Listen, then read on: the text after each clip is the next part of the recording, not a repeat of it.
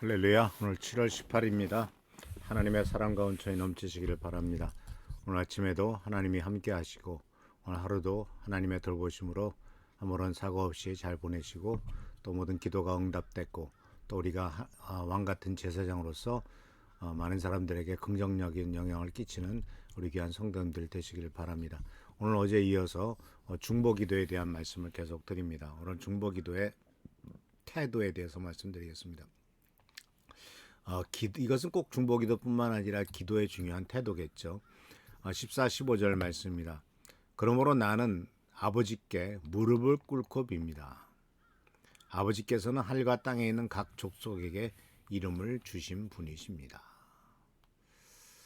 자, 우리는 이 14, 15절 말씀 속에서 우리는 기도의 대상과 또 기도의 태도가 나오는 것을 보게 됩니다. 첫 번째, 이 아버지께라는 말이 나오죠. 하나님 아버지께, 또는 다른 고대 사본에서는 우리 주 예수 그리스도의 아버지께라는 말을 씁니다. 그리고 이 아버지인데 그 아버지는 어떤 분이시냐 했을 때 각 족속에게 이름을 붙여주신 분이시다라는 거고 되어 있습니다. 하늘과 땅에 있는 각 족속, 이 표현이 좀 그렇죠. 하늘에도 어떤 족속이 있느냐, 땅에는 많은 족속들이 있는데 하늘에도 족속이 있네. 어쨌든 이것을 확대해서 표현한다면은 하늘과 땅에 있는 모든 피조물들에 대해서, 물론 이제 이름을 동물 식물의 이름을 붙인 것은 인간이지만 해라고 하고 달이라고 하고 하는 것들은 다 사람이 붙인 이름이 아니지 않습니까? 성경 말씀에 의하면. 그래서 어쨌든 이 이름을 붙여주신 분이고, 이름을 붙여줬다라고 하는 것은 이 창조주라는 뜻이 있습니다. 자, 우리가 자녀를 낳잖아요. 자녀의 이름을 누가 붙여줍니까? 물론 경우에 따라서는 장명가한테 가서 이름을 받아오기도 합니다만은 대개 아빠 엄마가 정하거나 할아버지 할머니가 정하죠.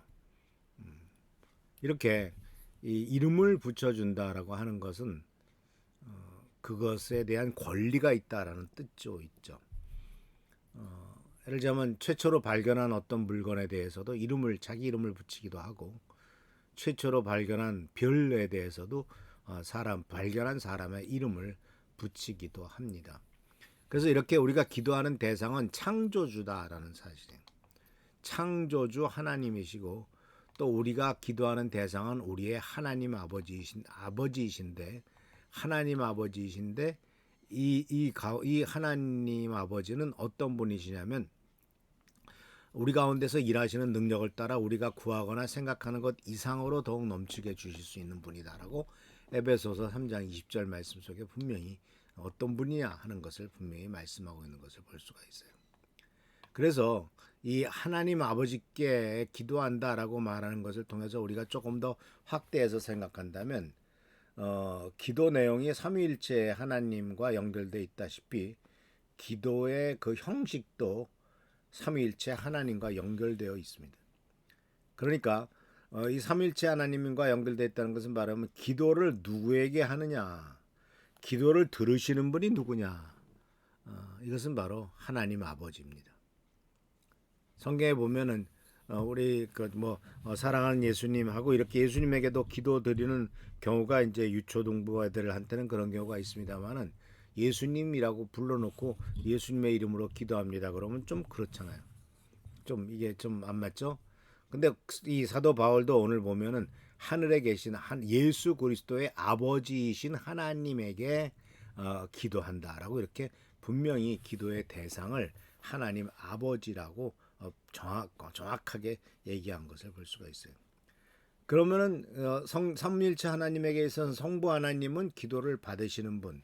그러면 성자 예수님은 누구십니까? 예수님의 이름으로 기도하는 거죠. 에베소서 5장 20절에서나 골로새서 3장 17절, 그리고 또한 요한복음에도 보면 내 이름으로 기도하면이란 말이 많이 나와요. 에베소서 5장 20절에는 이렇게 나옵니다. 모든 일에 언제나 우리 주 예수 그리스도의 이름으로 하나님 아버지께 감사를 드리십시오. 예수 그리스도의 이름으로. 또 골로새서 3장 17절에서는 이렇게 말합니다. 그리고 말이든 행동이든 무엇을 하든 모든 것을 주 예수 이름으로 하고 그분에게 힘을 얻어서 하나님 아버지께 감사를 드리십시오.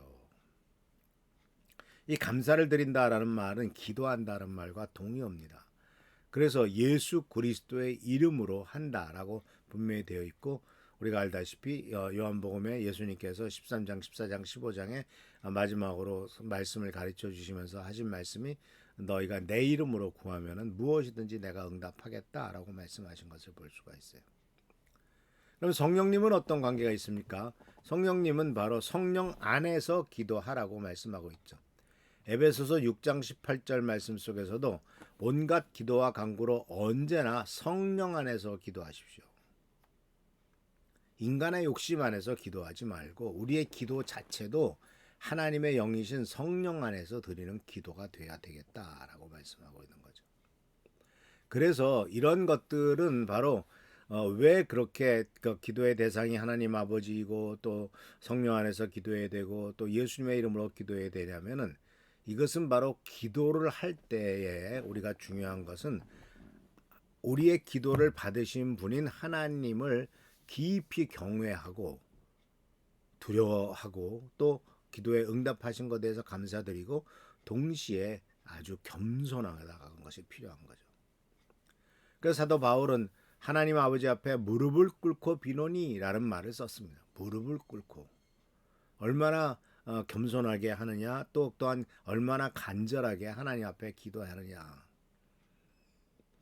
그러니까 이 기도는 뭐 여러 가지 그 형식이 있죠. 무릎 꿇고 기도하기도 하고, 서서, 솔로몬은 서서 선당 때 기도했고, 다윗은 또 앉아서 하나님 앞에 앉아 있었기도 할 거고, 예수님은 겟세마네 동산에서 얼굴을 땅에다 대고 이렇게 기도했는데, 이런 모든 것들의 공통적인 특징은 바로 뭐냐면 깊은 하나님에 대한 경외와 그리고 겸손의 표현이다라는 겁니다.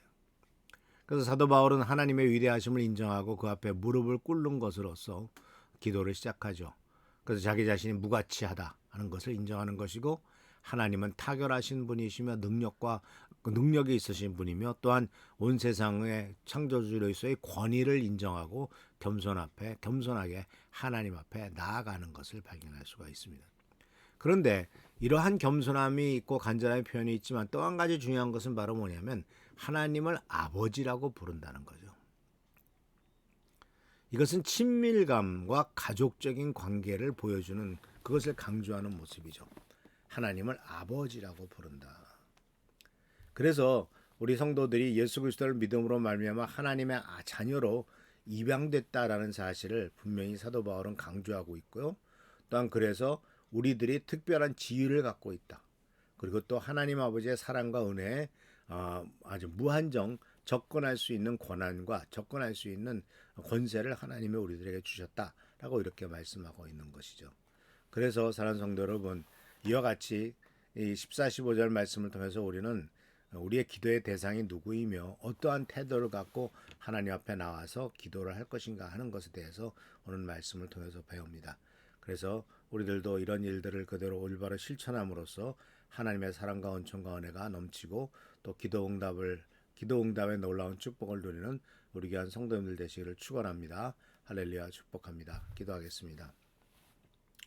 하나님 아버지 앞에 간구합니다. 우리들은 연약하고 부족하지만 오늘 사도 바울이 우리들에게 가르쳐 준 것처럼 우리가 예수 그리스도를 믿는 믿음으로 말미암아 또 예수의 이름으로 담대하게 나아갑니다. 그러나 여전히 우리들은 죄인임을 잊지 않도록 하시고 겸손하게 무릎을 꿇고 하나님 앞에 나아가 하나님께서 불쌍히 여기시고 응답하심을 기대하는 우리 모두가 되도록 인도하여 주옵소서.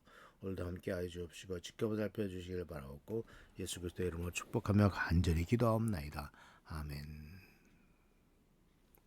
오늘도 하나님의 사랑과 은총이 넘치시기를 축원하고 나라 민족을 위해서 우리 또 최장로님, 한은조 선생님, 또 배영보 형제를 위해서 기도하시는 우리 귀한 미랄교회 성도님들 되시기를 축원합니다. 할렐루야, 축복합니다.